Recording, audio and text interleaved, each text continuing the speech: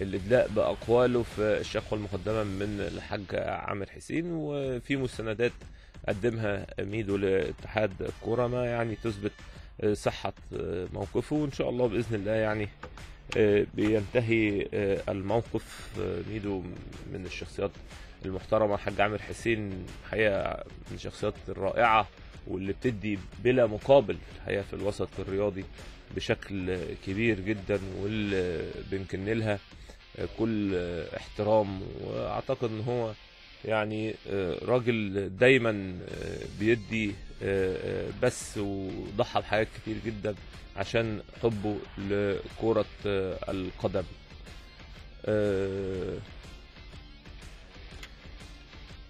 ناس يعني في ناس امبارح تتكلم على الجمهور وعلى وضع الجمهور. انا شايف ان الجمهور لازم اللاعب يبقى عنده قناعة، لان في مؤشرات كتيرة جدا الفترة.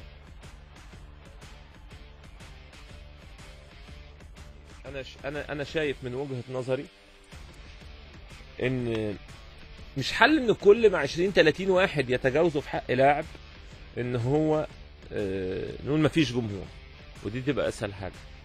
وعايز اقول للاعبين جملة من غير ما اروح، او المديرين الفنيين او اي حد، من غير ما اروح لحد بعينه عشان ما حدش يقول لك موقف انت داخل مثلا تهجم على حد او تخلص على حد. بالعكس، انا عايز اقول اللاعب بالظبط زي البني ادم في العمل العام. بستغرب جدا في حد في العمل العام مثلا ويحصل فيه تجاوز او هجوم او مش عارف ايه، او حد يقول له انت فاشل او بتاع او كده، وياخد الموضوع ويرد. ساعات بتتضايق. انا واحد من الناس في العمل العام بقالي 20 سنه 15 سنه في العمل العام، تنتقد احيانا والناس تشتمك احيانا، والناس تقول عليك ناجح احيانا وتحييك احيانا وتقول فاشل احيانا وتشتم بحاجات مش فيك احيانا. بس هل النهارده دورك في الحته دي انك ترد؟ هل لما بتكسب والناس بتشيلك على الاعناق، هل انت مش عارف ان دي الرولز بتاعت الجيم؟ هل انت مش عارف ان انت النهارده كلاعب ان الجمهور هيحييك في وقت وهينتقدك في وقت وهيتجاوز ويقسي عليك في النقد؟ عمر ما دور لعيب الكوره او المدير الفني او المسؤول الرد على الجمهور، حتى لو الجمهور اخطا. انا اسف، حتى لو الجمهور اخطا مش سبب. مش بقول لكم ان الجمهور، مش بدي مبرر ان الجمهور يخطئ في حق اللاعب او يشتم او لا، في برضه قرارات، في لجنه مسابقات، وفي عقاب للجمهور، وفي غرامات للنادي، وفي حاجات كتير جدا. ولكن في النهايه ده مش دور اللاعب. اللاعب لازم يبقى فيه التزام، لازم يبقى فيه التزام. نروح سريعا المستشار مرتضى منصور رئيس نادي الزمالك. مساء الخير يا فندم. استاذ سيف، ازيك؟ ازي حضرتك؟ الحمد لله. هارد لك امبارح. لا معلش، ده مباراه كره قدم طبيعي، في مكسب فيها خساره. انا بس اللي عجبني المشهد بتاع الولاد الصغيرين وهم بيسقفوا للولاد بتوع الزمالك، اللعيبه وهم داخلين. ده مشهد المباراه اللي يا ريت الناس الزملكاويه او اهلاويه ياخدوا منه درس. يعني اطفال صغيرين، الفريق الزمالك داخل عاملين له صفين بيسقفوا له، هو ده .com. ده المشهد اللي احنا طلعنا بيه. والولد الجون اللي هو عمر صلاح بالظبط كده، اللي اثبت ان هو جون يعني. بس يعني نبعد عنه شويه وما ننفخش فيه اكتر من اللازم علشان يحافظ على مستواه. هل عندكم نيه ان انتوا توقفوا الولد ده على رجله تدوا له في البطوله العربيه؟ لا، انا ماليش علاقه بالموضوع. لا سلام عليك يا سياده المستشار. انت بتصدق ان اقسم بالله العظيم انا ما اعرف ثاني. انا يعني مهيب عرف مهيب القصير ده. ايوه عارفه ده. عرف التشكيل قبلي. واخد بالك؟ فلا طبعا الزمالك نادي الاهلي بطوله الدوري اللي محسومه من 4 اسابيع، يعني مش ده جديد. عشان كده الناس جماهير الزمالك زعلانه على المستوى، وانا زعلان على القضيه. انا رحت 4 جلسات وترفعت، وكنت سايب شغلي، كنت عندي جلسات مجلس نواب عشان نعيد الماتش ب3 بونت. تمام، ما عادش لهم قيمه، خلاص الحكم ما عادش ليه قيمه للاسف الشديد. انت اديتني احساس من كام يوم كده ان بغض النظر عن نتيجه الماتش هيبقى عندكم جلسه بعد الماتش للتقييم العام، وان في خطوات يعني في دماغ حضرتك او في دماغكم كمجلس اداره هتتعمل. انا حسيت كده، يعني حسيت ان حتى الماتش ملوش علاقه، انتم مقررين حاجه، سواء بقى استمرار الراجل، سواء مدرب عام، سواء اللعيبه يعني. بس حضرتك كنت منتظرين ان الماتش ينتهي ثم تقعدوا عليها. شو يا سيف، انا احترت واحتر دليلي. مستر اوناسيو راجل مدير فني وعنده قماشه. العيب بقى في الترزي ولا في القماشه؟ كلامي واضح. العيب في التشكيل ولا في التغيير؟ كل ده هنشوفه دلوقتي، اقول لك دلوقتي هنعمل يعني. اوناسيو طلع من البطوله الافريقيه لما تعادل هنا مع اتحاد العاصمه. اي فريق عايز يكسب يخش البطل ما يتعادلش على ارضه. لازم يضمن ثلاث نقط اللي على الارض، ونمره واحد. وبعدين نتكلم فيه اللي بره. اتحاد العاصمه احنا تعادلنا هنا وتعادلنا في اخر، يعني احنا كنا مغلوبين تقريبا 1. فانت بين نهر اعلام فاسد، اوعى تيجي ناحيه اوناسيو. شوف هيغير، شوف الراجل جبته عشيته واديت له الثقه وانا وراك واقف معاك، تمام، عشان ما حدش بقى حاجه عندي خلاص. تمام. وبين بعض المنتسبين لجمهور الزمالك المجرمين اللي احنا شفناهم، وبرجع اقول تاني لما كتب تقرير الامن الوطني ان هؤلاء يتقبض عليهم كان الهدف الرئيسي افساد المباراه. تخيل بقى انت زملكاوي وكسبان 1-0 راح تفسد مباراتك. وما بين بعض المنتسبين لنادي الزمالك اللي كارهين النادي مش طايقينه، اللي هم بيقعدوا في القنوات الفضائيه بيقعدوا يفتوا. تمام. فانا باختصار شديد دي مباراه، تمام.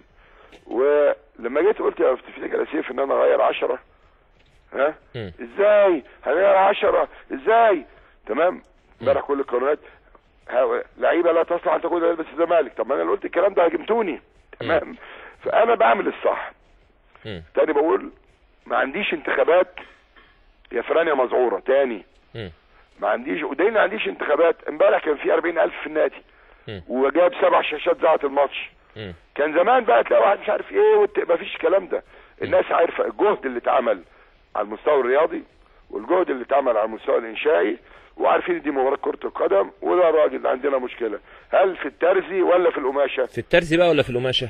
اقول لك بقى دلوقتي انا طلبت فاروق جعفر لان الفيلسوف ايمن يونس امبارح كان برضه في احدى القنوات، فقلت له يا فاروق دلوقتي مفيش حد جه يدرب الزمالك اللي ما خدت رايكم فيه. مفيش لاعب دخل الزمالك اللي ما خدت رايكم فيه. هات الاستاذ ايمن يونس وهات الاستاذ حازم امام واقعدوا. نمره واحد قيموا الترزي. صح. مش اكتر من كده بقى؟ لا كلام محترم. وقولوا لي الراجل ده يقعد يستمر او يمشي. قصه شرط الجزائي دي خلاص لانه كان عايز الشهر خده، يعني مش مشكله. قيموه. تمام.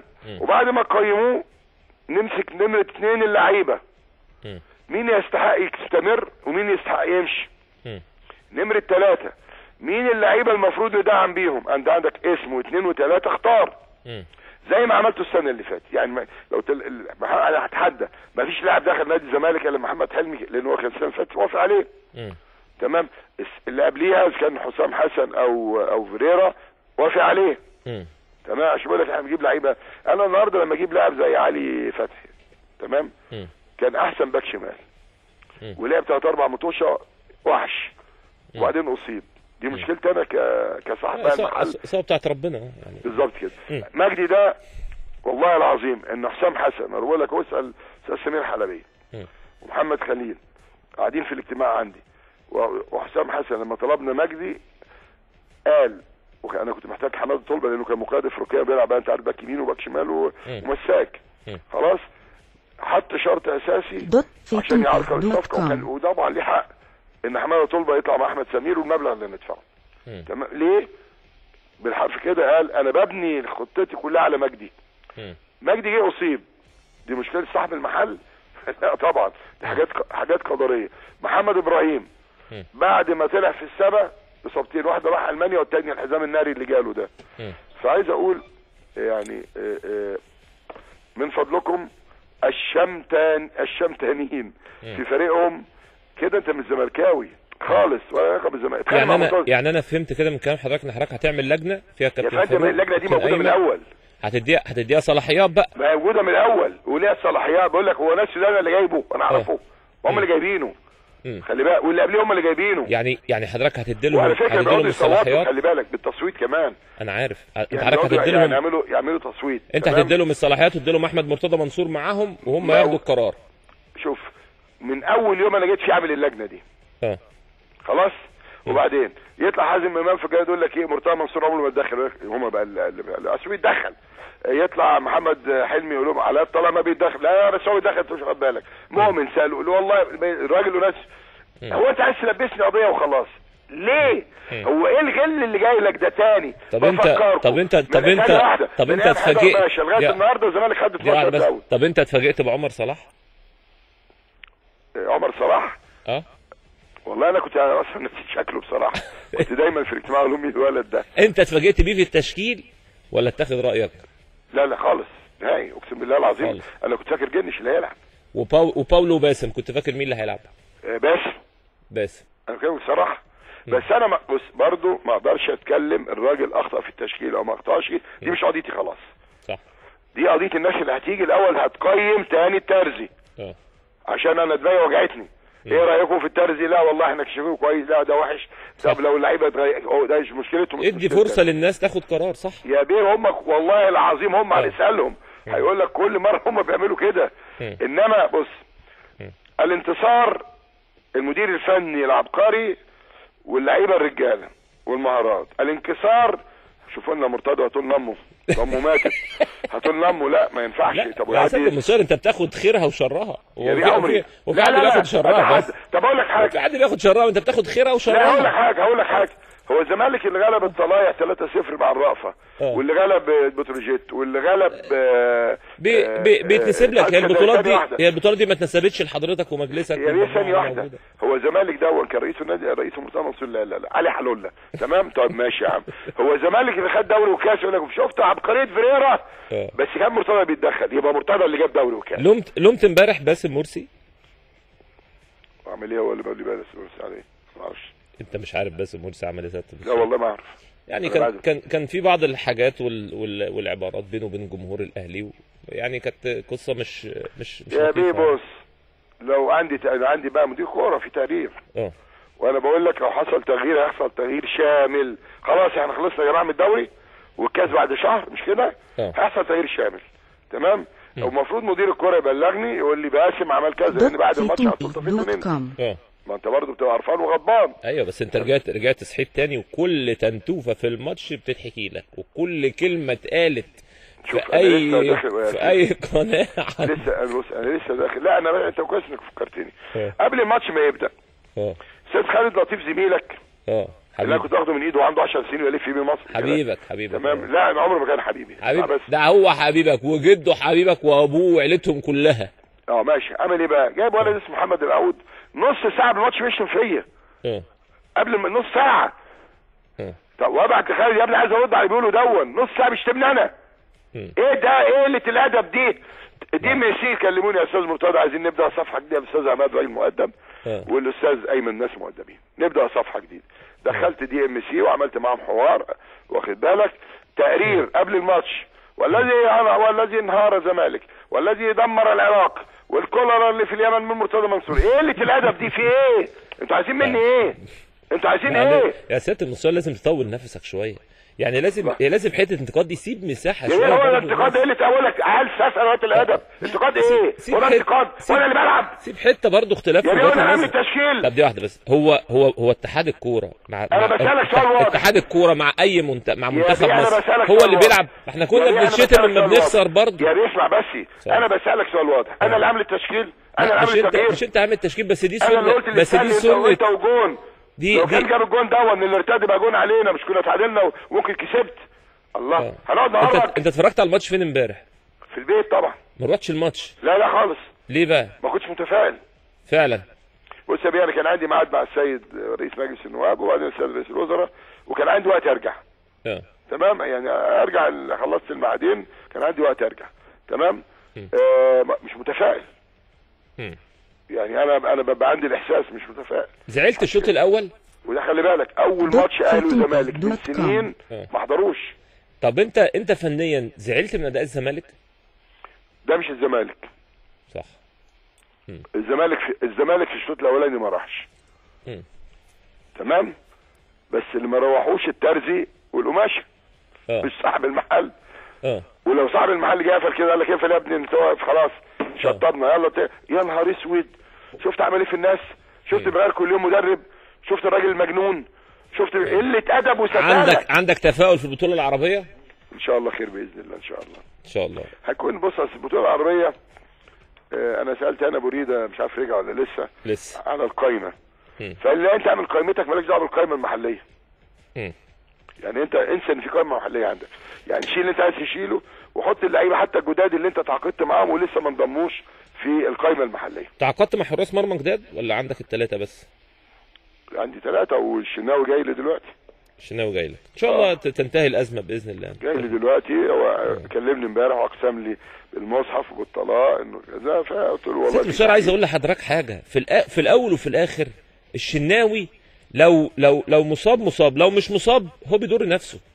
هو في حد بيهرب من اهلي وزمالك؟ بالظبط مفيش حد بيهرب من اهلي وزمالك. يمكن ربنا عمل كده عشان الولد الجديد ده عمرو صلاح، يعني عمر صلاح مش عارف اسم صلاح. الولد عمر صلاح لا اصل انا دايما عمر، بص عمر وعمرو واخد بالك، يعني عمر ابن احمد بقول له عمرو مثلا احيانا هي الضمه اللي فوق دي ده انا بس عايز اقول لجماهير الزمالك المحترمه سيبك من الاهلي الصحيح كده ده على المواقع ما هو.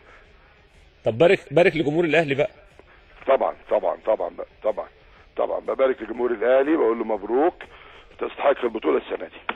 وهقول لحضرتك حاجه اخيره، اتكلم مع باسم بينك وبينه بس. انا هجيبه دلوقتي، سيبك بس بيني وبينه ما عنديش هزار، هشوف عمل ايه. تمام. والمصحف بعرف عمل ايه، ولو كان اخطا في جمهور الاهلي هيتحاسب. يعني اللي حصل بس حضرتك بينك وبينه كده لازم يهدى ويصلي على النبي.